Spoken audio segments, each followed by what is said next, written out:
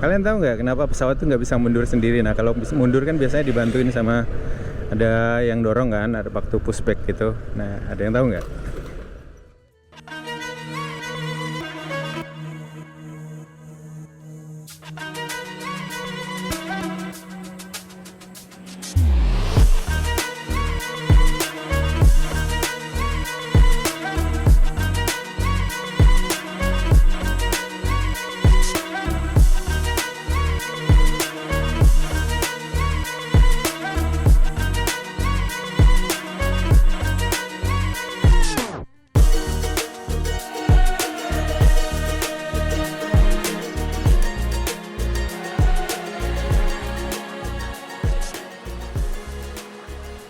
Halo semuanya, pas lagi kangen-kangennya pengen lihat-lihat pesawat, udah lama banget ini saya nggak naik pesawat teman-teman.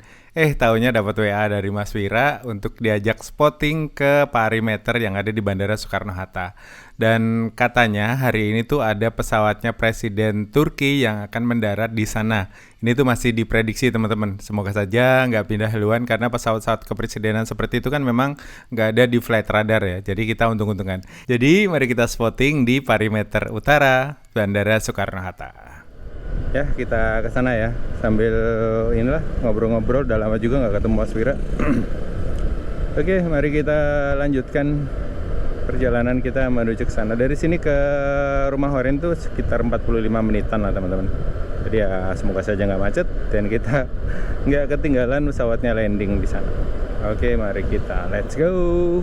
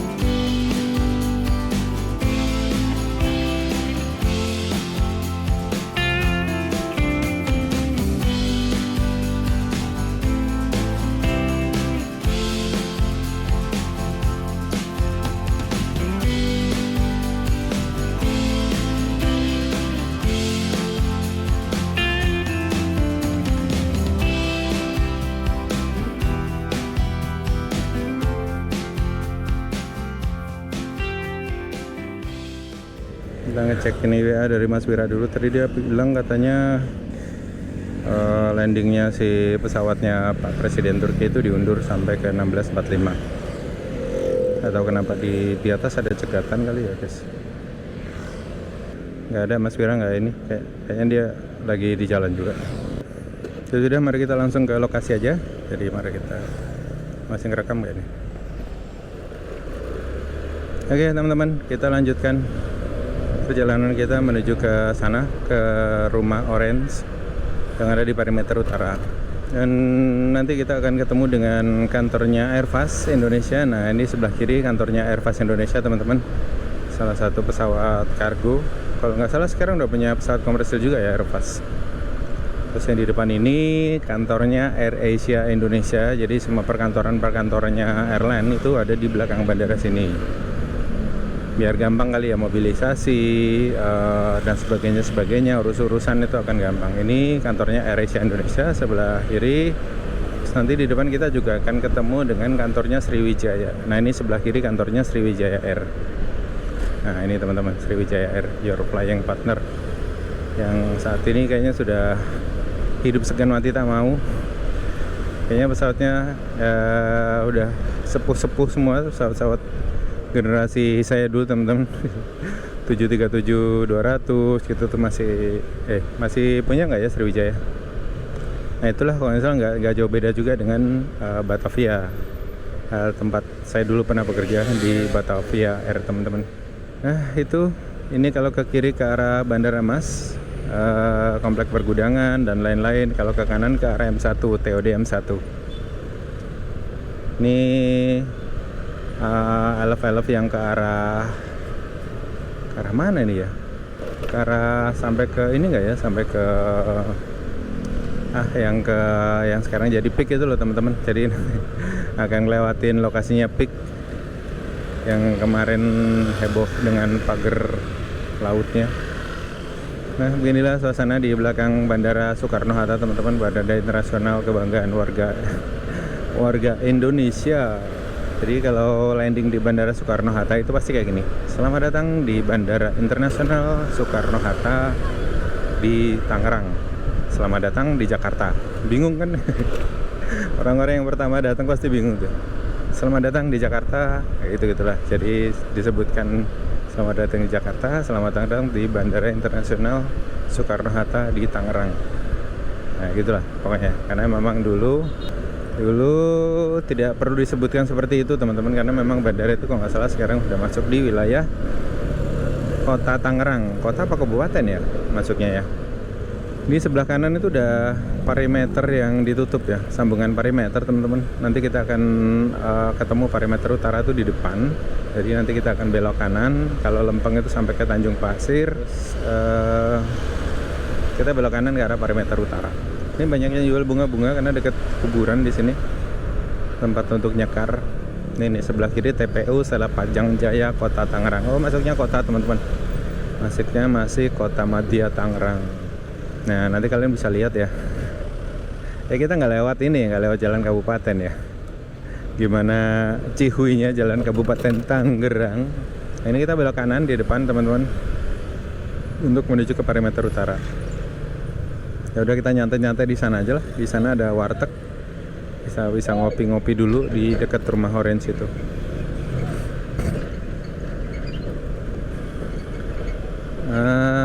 Di situ ada 2 tempat spotting, ada di rumah Orange, ada di rumah Putih. Nah di rumah Putih itu biasanya tapi lebih banyak di rumah Orange sih anak-anak kalau nongkrong biasanya, karena di sana ada warteg juga di bawah, ada ya enak lah buat nongkrong. Terus tempat take off landingnya tuh pas di depan gitu loh, kalau pas lagi si 25L ya nggak salah aktif pagi.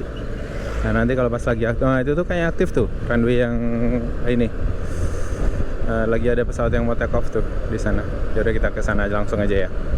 Nanti pesen kopi kita bawa ke atas.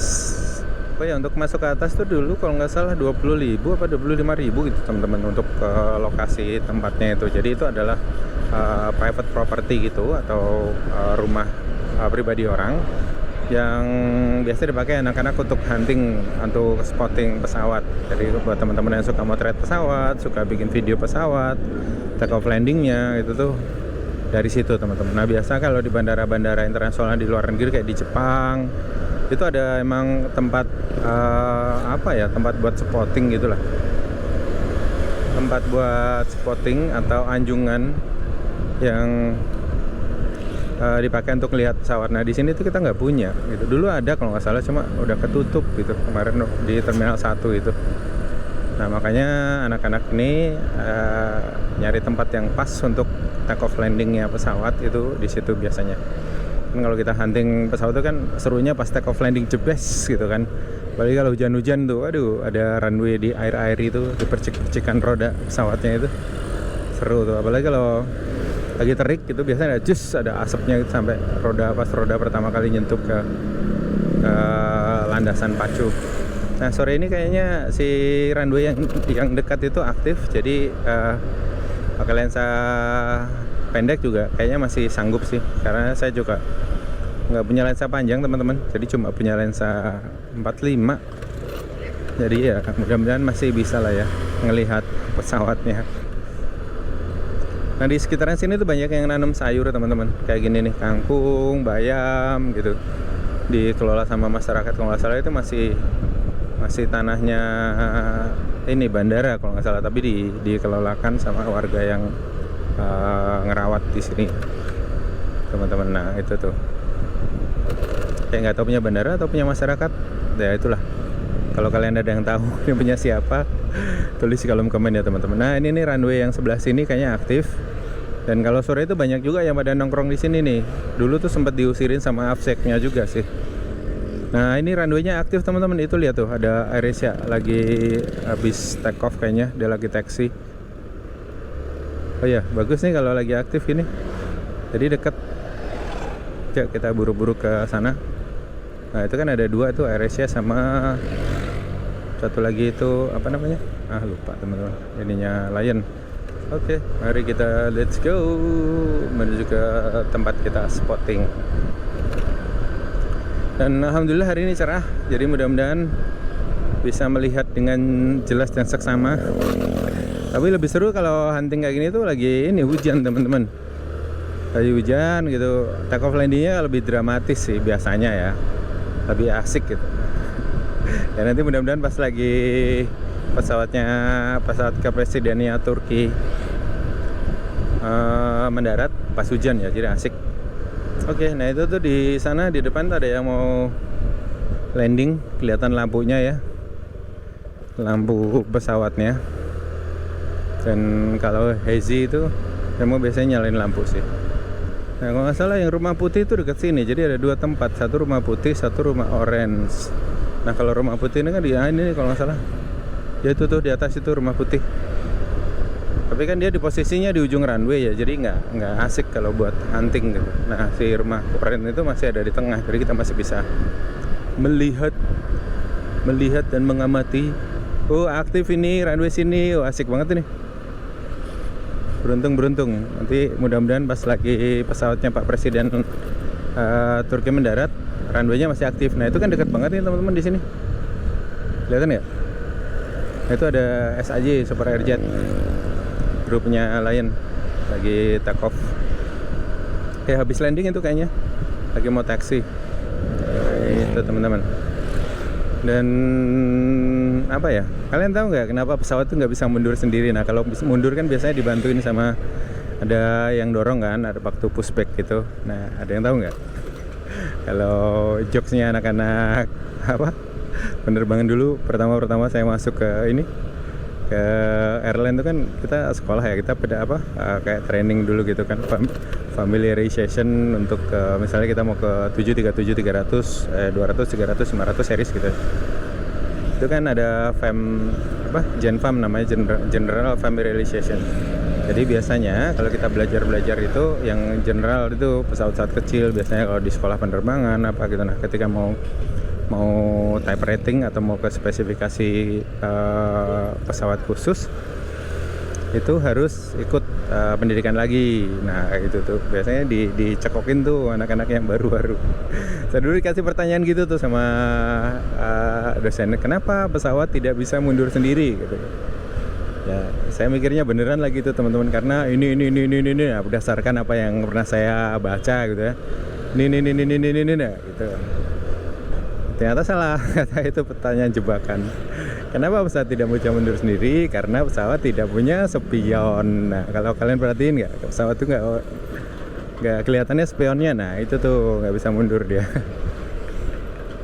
Krik, garingnya mas. Tapi emang gitu tuh.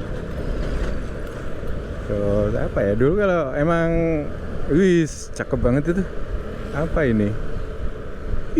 Gede banget teman-teman, Qatar. Baru landing. Ayo kita segera. Gede banget tuh. No kan. Asik banget ya. Ayo gas. Ini nih udah dekat kok ini. Dari gerbang ini maju dikit udah rumah kuning kayaknya. Rumah oranye. Lanjut, lagi aktif runway-nya. Ini nih, nah ini tuh rumah orange. Sudah banyak yang hunting juga di situ kayaknya. Ada yang live TikTok juga.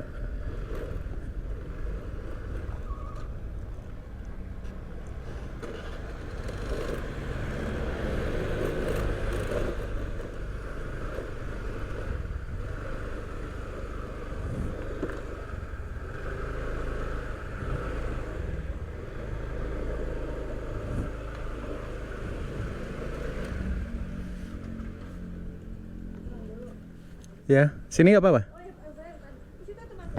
Ke sini aja? Oke.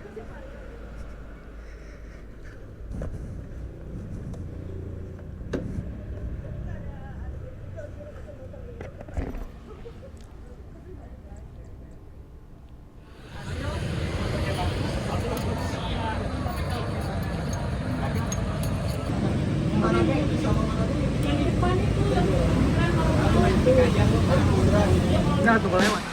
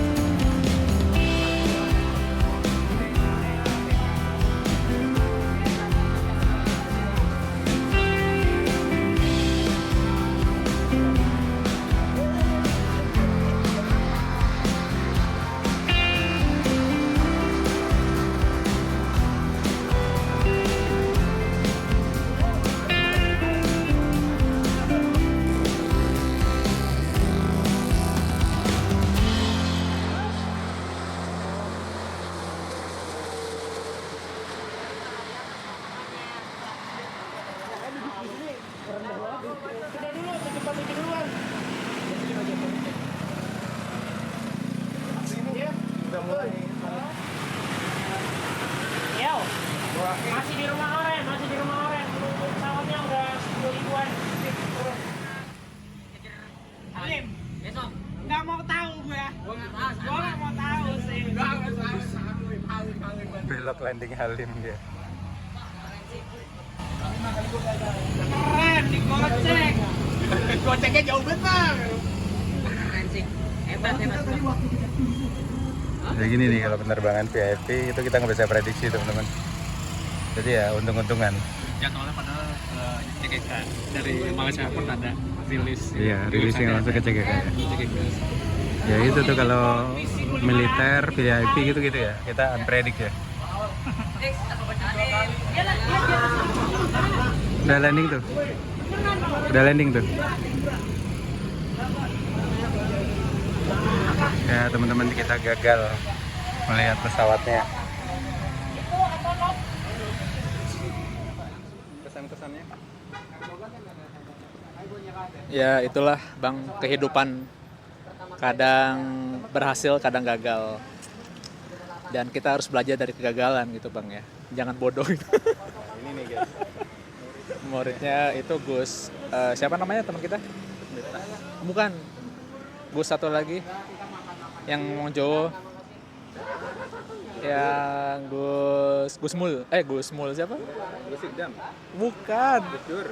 Yang teman kita. Yang teman kita ini suaminya Kalis siapa? Oh ini. Gus. Nah, apa? Gus Itulah. Magelangan. Agus Magelangan, Agus Magelangan. Gitulah. Jadi kalau mau lihat pesawat Turki bisa cek di channel kita masing-masing ada Turkish Airlines Business Class Boeing 787-800. Thank you. Jangan lupa subscribe. Bang, linknya di sini Bang ya. Kita kan Bang Bolang juga naik bisnis kan waktu itu. Berangkat ya. Tapi pulangnya dia nggak dapet. Ngajar itu. Pulangnya dia mau ditinggal. Aduh.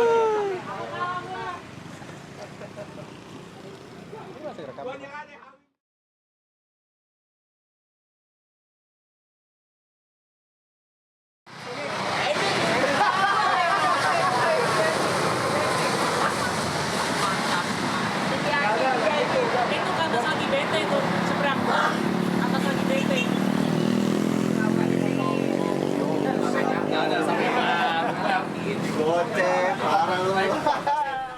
Oke teman-teman, karena kita nggak ketemu dengan pesawatnya Bapak Presiden Turki, mending kita langsung ke Turki aja yuk. Kali ini kita mau naik Turkish Airlines di kelas bisnis teman-teman. Let's go! Our hearts beat to the city streets. We began to feel the fire. We rise like tall buildings as the chemicals they take us higher. Dan setelah menempuh perjalanan 12 jam penerbangan, kita sampai di Istanbul teman-teman. Salah satu kota yang menyimpan banyak sekali sejarah Islam yang ada di dunia. Dan di video kali ini, saya mau ngasih beberapa rekomendasi tempat-tempat menarik yang bisa kalian datangi kalau kalian mau jalan-jalan ke Turki, khususnya di Istanbul. Dan for your information, sekarang mata uang Turki itu lagi jatuh teman-teman. Jadi barang-barang yang ada di Turki itu juga harganya nggak terlalu beda jauh kok. Jadi ini waktu yang tepat buat kalian untuk liburan ke Turki.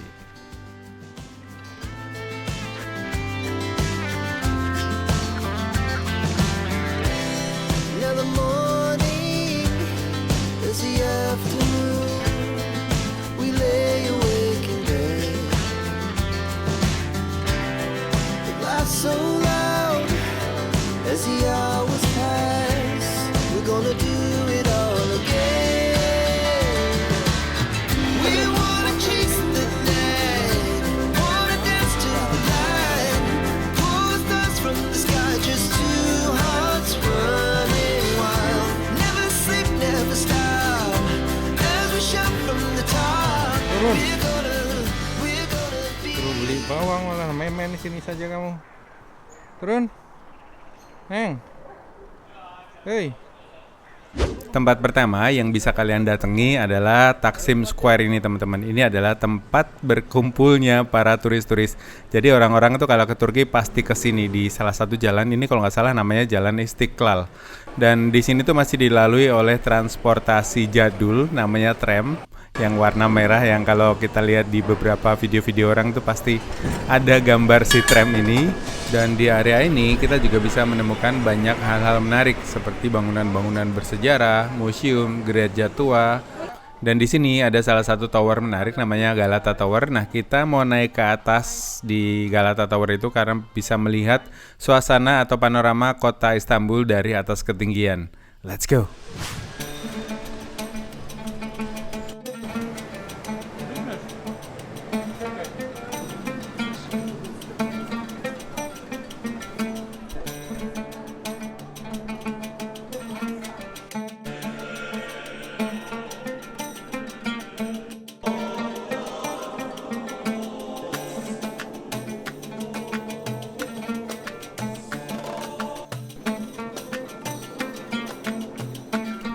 Dan sebelum kita ke Galata Tower, kita mampir ke makamnya Syekh Ghalib Turbesi, teman-teman. Beliau ini adalah Muhammad As-Sa'ad, seorang penyair inovatif yang memiliki wawasan sangat luas, teman-teman. Dan beliau ini adalah salah satu tokoh terkemuka dalam karya sastra klasik Ottoman.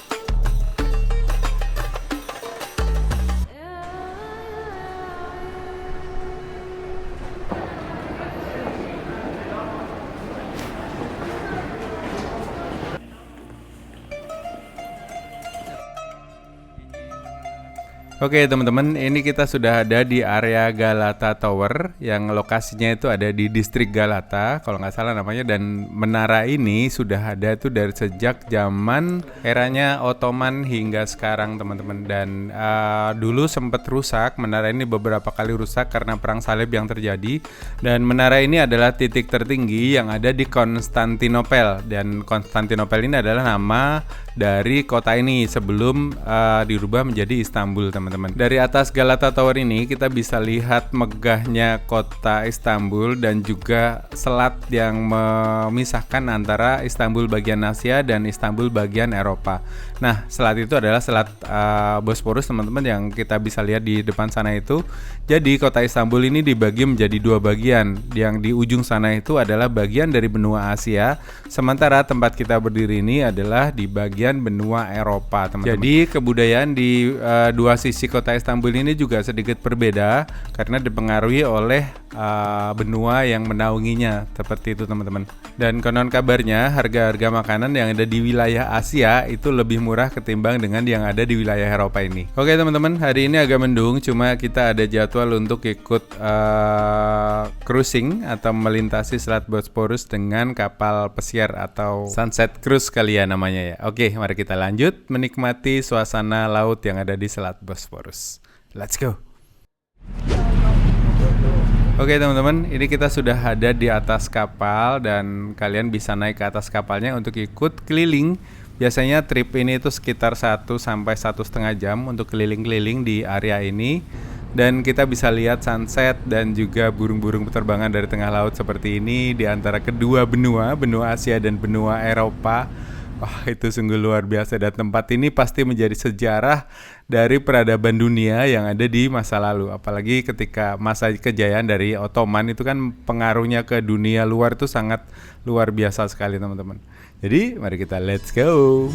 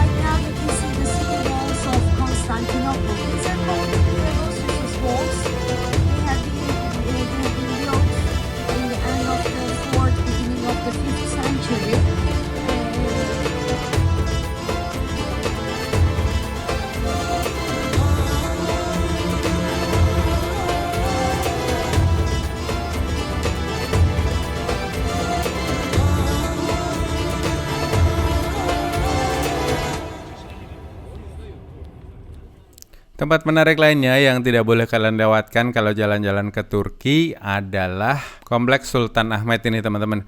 Dan di sini tuh ada beberapa situs sejarah yang bisa kalian kunjungi seperti Topkapi Palace atau Istana Topkapi. Terus Hagia Sophia yang sangat terkenal itu masjidnya teman-teman, dan juga Blue Mosque yang kalian bisa lihat itu, atau Masjid Sultan Ahmet. Kali ini aku mau ajak teman-teman untuk datang ke Topkapi Palace dan juga Hagia Sophia ya teman-teman. Kita lihat di dalam ada apa aja. Mari kita let's go.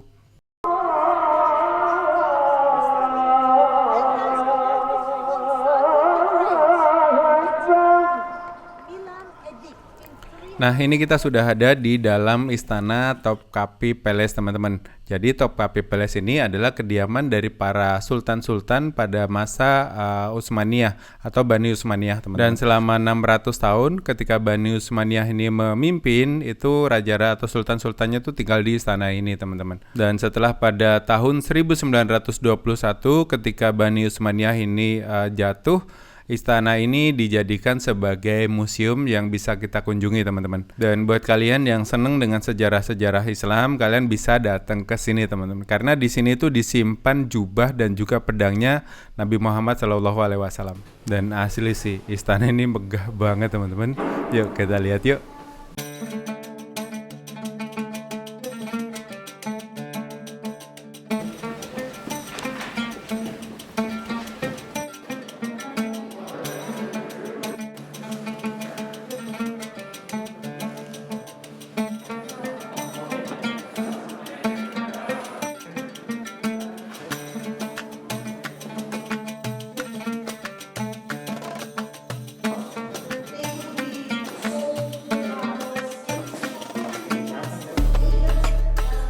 Ini tempat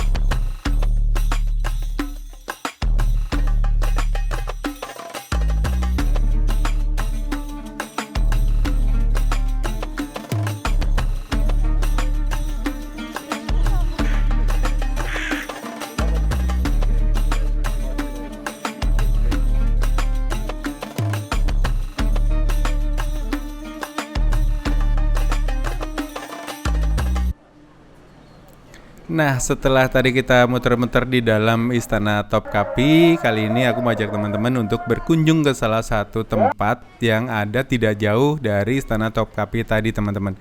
Ini adalah Hagia Sophia atau orang sana sering menyebutnya tuh Hagia Sophia. Dan bangunan ini sendiri sudah beralih fungsi itu beberapa kali, teman-teman. Pertama sebagai gereja Ortodok Timur, kemudian menjadi katedral Katolik, terus ketika Konstantinopel jatuh ke Bani Utsmaniyah, bangunan ini dijadikan sebagai masjid, dan setelah itu sempat lama menjadi museum juga. Nah, pada tahun 2020 ini dialihfungsikan kembali sebagai masjid atau tempat beribadah, teman-teman. Dan selanjutnya memasuki tempat ibadah yang ada di dunia ini, kalian juga harus berpakaian sopan memasuki tempat ini. Asli, pertama itu saya tidak terlalu tertarik untuk masuk ke Hagia Sophia ini karena sering lihat tontonan-tontonan orang kan di channel-channel YouTube lain gitu. Tapi ketika datang lagi ke sini itu Aduh, terasa banget kemegahan dari bangunan ini. Wah, sungguh luar biasa sekali teman-teman. Dan for your information, sekarang masuk ke Hagia Sophia ini bayar ya teman-teman. Kalau dulu kan beberapa tahun dulu itu gratis. Namun sejak Januari tahun 2024 masuk ke sini tuh ada tiket masuknya sekitar 500 sampai 600 ribu lah teman-teman. Tergantung kurs yang berlaku pada saat itu. Hagia Sophia ini juga disimboliskan sebagai simbol keharmonisan, kedamaian, dan toleransi serta representasi dari titik pertemuan antara agama-agama yang ada di dunia. Tadi kan kita sudah cerita ya, mulai dari gereja ortodok, gereja katedral katolik, menjadi masjid. Nah ini kan mempunyai fungsi yang luar biasa sekali teman-teman. Oke, mari kita nikmati indahnya Hagia Sophia.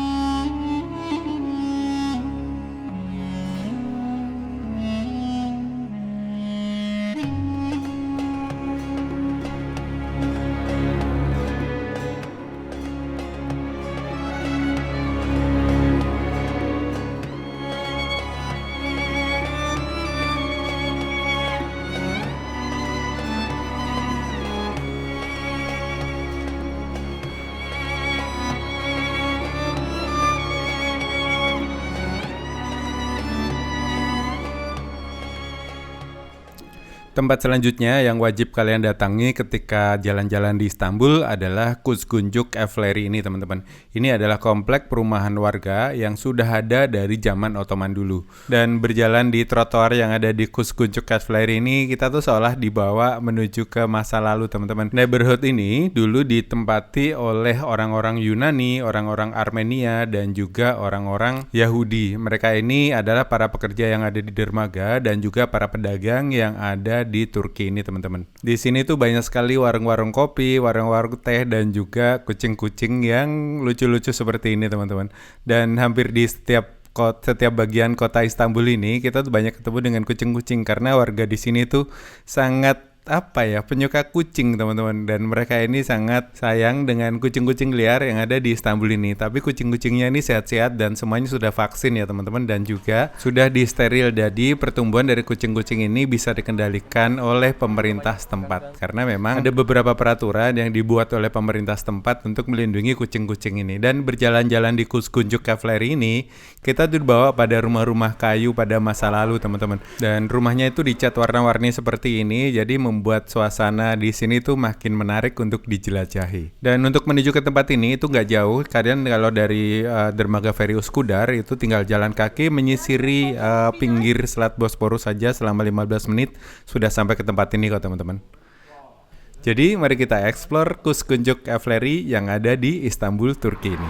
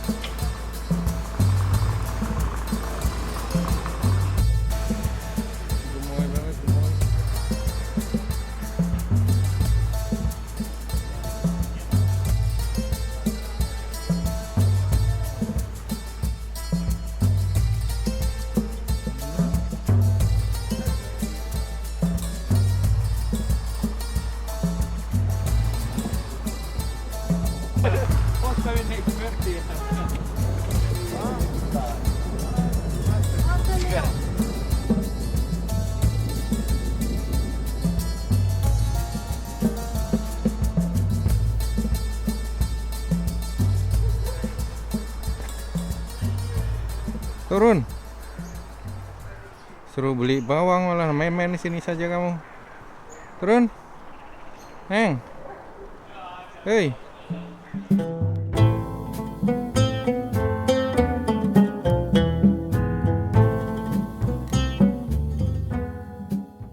Dan setelah jalan-jalan di Kuzguncuk Cavalry tadi, kalian tinggal jalan turun ke bawah ke arah laut, ke arah Selat Bosporus. Kalian bisa menikmati suasana senja di pinggir Selat Bosporus yang memisahkan antara benua Asia dan juga benua Eropa. Wah, ini syahdu sekali teman-teman.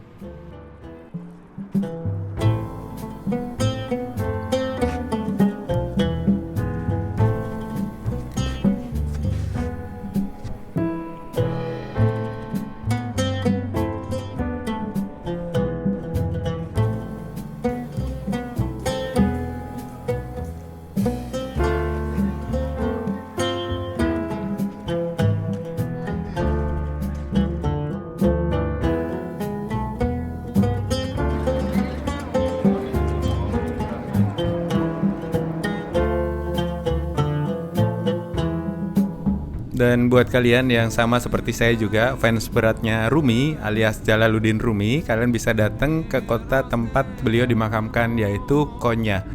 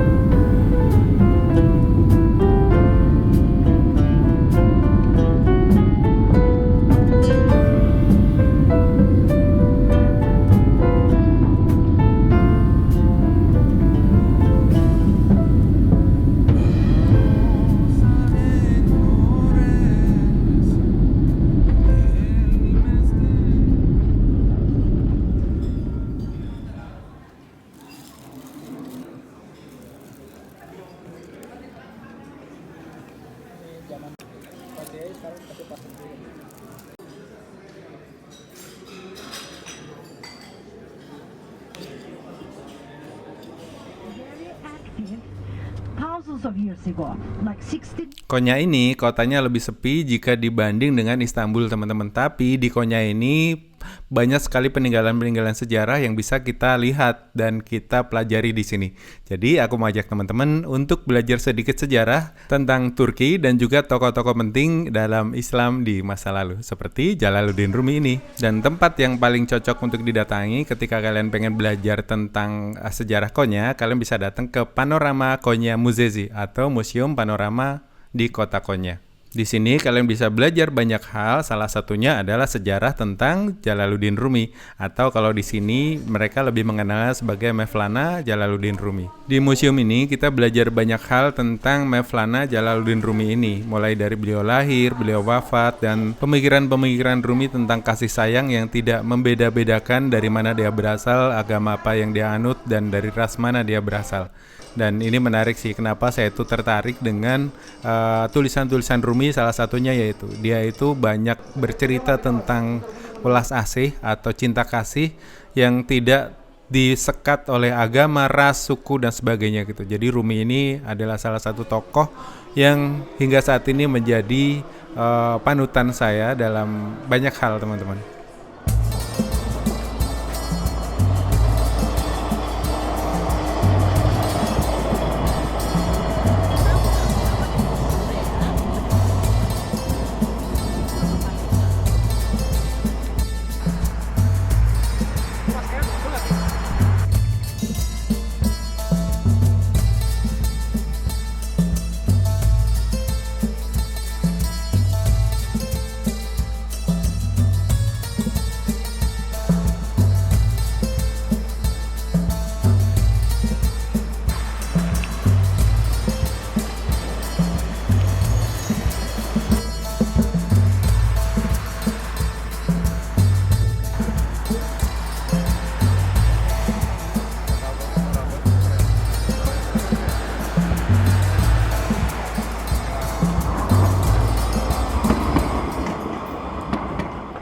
Dan tidak jauh dari museum yang tadi kita datangi, kita bisa datang ke kuburan atau ke makam dari Mevlana Jalaluddin Rumi ini teman-teman. Dan makam beliau ini menyatu dengan Mevlana Museum. Jadi kita bisa belajar banyak hal lagi lebih dalam tentang siapa sebenarnya seorang sufi yang kita kenal dengan Maulana Jalaluddin Rumi di Indonesia ini teman-teman. Yuk kita explore ada apa aja di dalam Mevlana Museum ini. Konon kabarnya di sini juga ada potongan jenggot dari Nabi besar Muhammad SAW dan juga beberapa hal menarik yang bisa kita lihat. Let's go.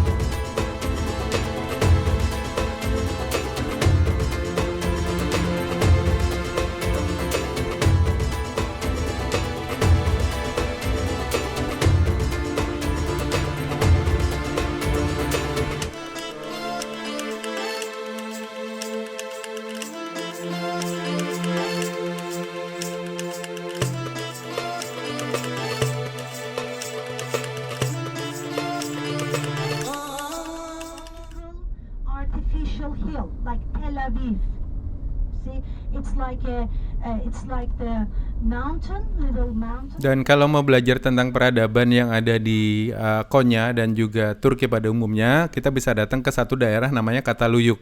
Di sana ini kita bisa melihat bagaimana orang-orang pada zaman dulu itu berkehidupan atau membangun sebuah kehidupan teman-teman. Jadi peninggalan-peninggalan ini sebenarnya sudah terkubur oleh tanah dan oleh pemerintah setempat diekskavasi lagi, digali lagi untuk sebagai bahan pembelajaran kita bahwa sebuah kehidupan itu pernah terjadi di tempat ini pada masa lalu. Unik sih, kita bisa melihat bagaimana rumah-rumah orang Turki pada masa lalu seperti apa, bagaimana kehidupan mereka, bagaimana mereka bersosialisasi antara satu dan lainnya, dan ini menarik sih.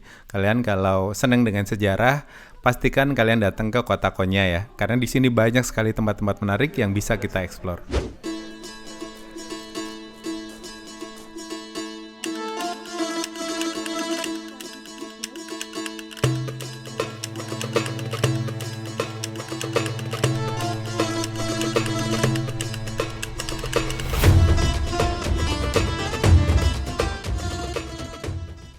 Dan tidak jauh dari Konya, kita bisa datang ke daerah namanya Sile. Nah, di sini kita bisa belajar bahwa dulu sebelum eranya Ottoman, Turki ini dihuni oleh beberapa ras dan juga agama, teman-teman. Seperti yang ada di sebuah desa kecil yang bernama Sile yang terletak di atas perbukitan ini, teman-teman.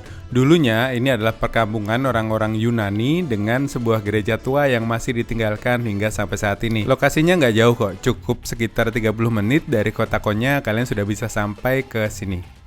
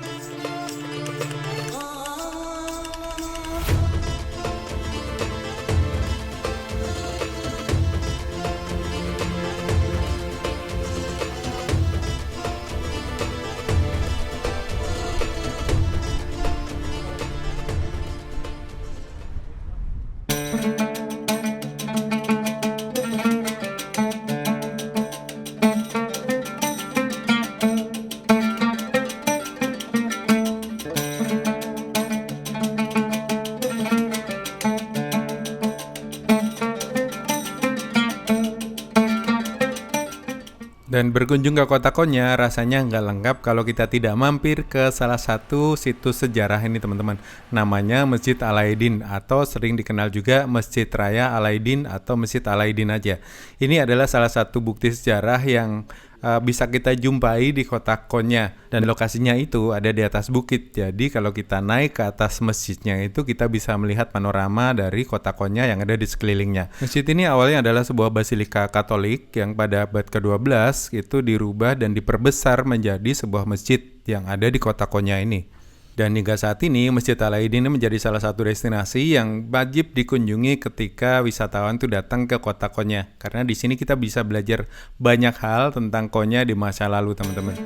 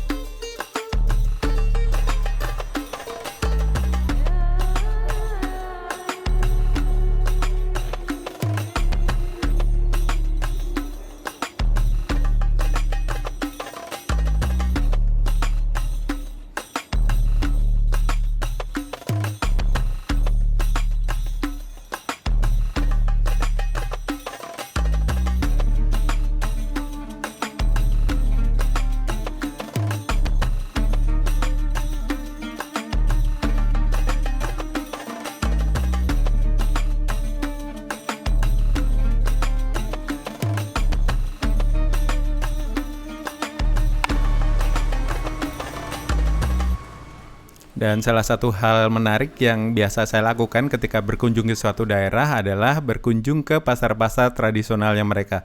Seperti di sebuah pasar yang ada di kota Konya ini. Kita bisa melihat bagaimana sebuah peradaban terbentuk ya dari pasarnya ini, teman-teman. Dan di pasar-pasar tradisional seperti ini biasanya kita bisa menemukan makanan-makanan khas atau tradisi dari suku atau tempat yang kita datangi. Dan di Konya ini makanan tradisionalnya ya seperti ini. Yang paling unik itu adalah rotinya, teman-teman. Masyarakat sini biasa menyebutnya sebagai cimit, yaitu roti bulat seperti ini ditaburi biji wijen dan dipanggang. Wah, ini seduh banget sih, dinikmati dengan chai atau teh khas Turki. Wah, itu enak banget sih, teman-teman. Kalian cobain ya kalau jalan-jalan ke Turki. Dan buat kalian wisatawan muslim, gak usah takut kesulitan mencari tempat ibadah karena di sini mayoritas muslim. Jadi kita di pasar-pasar tradisional seperti ini itu ada masjid-masjid yang bisa kita datangi untuk numpang sholat, teman-teman.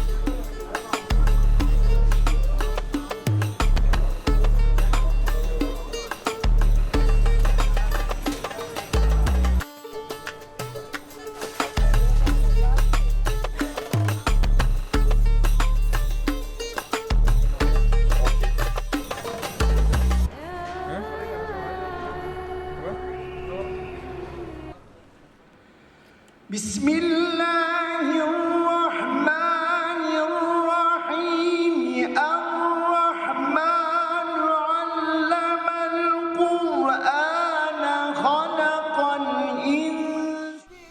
Dan sebuah kehormatan bagi saya bisa menyaksikan langsung tarian sufi yang selama ini kita bisa lihat di layar-layar teman-teman. Sebelum acara dimulai, biasanya diawali dengan lantunan ayat-ayat suci Al-Quran, dan setelah itu para penari akan masuk ke arena tempat mereka menari dan mereka akan berzikir sembari mereka menari. Ini adalah sebuah meditasi aktif yang biasanya dilakukan oleh para sufi untuk mencapai pada satu titik keheningan dan kedamaian batin. Sembari mereka menari, mereka juga berzikir teman-teman. Tarian ini awalnya dilakukan oleh Rumi ketika beliau tuh kehilangan dari seorang guru yang sangat dicintainya teman-teman, yaitu Samsudin Tabriz. Tarian ini sebagai simbolik juga bahwa kita tuh harus mengingat pada sebuah kematian, dan gerakan-gerakan yang ada dalam tarian ini juga simbolik dari sebuah kematian. Dan gerakan berputar ini adalah filosofi bahwa kehidupan ini harus terus berputar. Wah, ini menarik sekali sih teman-teman.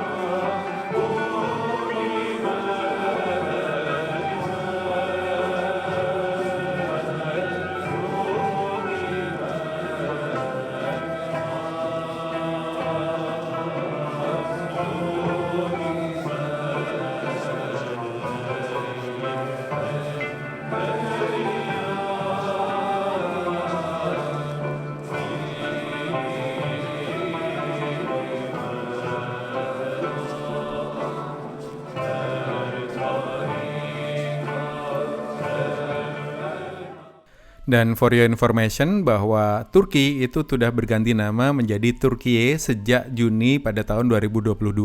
Dan sekarang mereka dikenal sebagai Turkiye. Dan ya, mungkin segitu dulu cerita perjalanan kali ini. Terima kasih buat kalian yang sudah nonton. Semoga cerita-cerita perjalanan saya bisa memberikan sedikit manfaat dan juga informasi kepada teman-teman semua.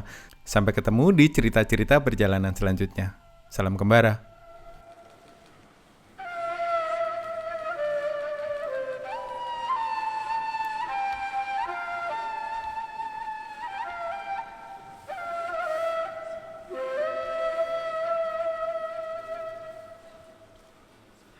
أعوذ بالله من الشيطان